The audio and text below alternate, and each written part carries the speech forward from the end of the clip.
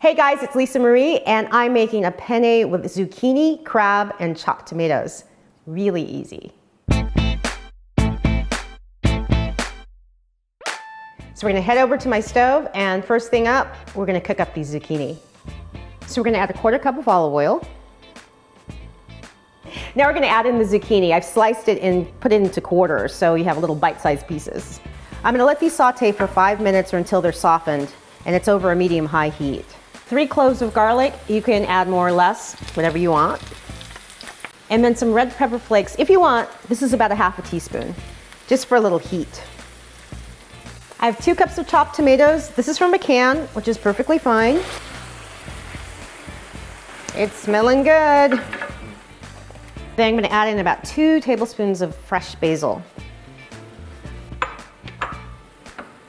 We're gonna cover this and let it simmer for about 10 minutes.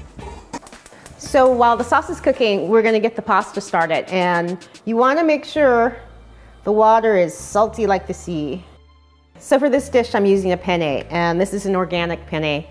It's really good.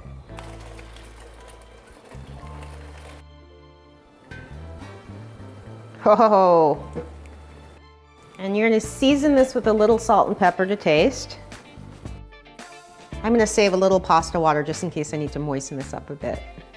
Add in the lump crab meat, just to warm it up a bit. It's already been cooked.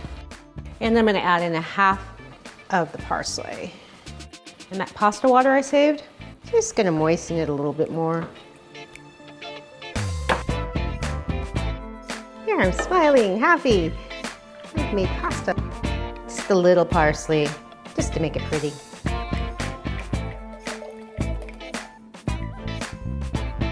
So this is a nice weekend meal. Just add a little glass of wine and enjoy.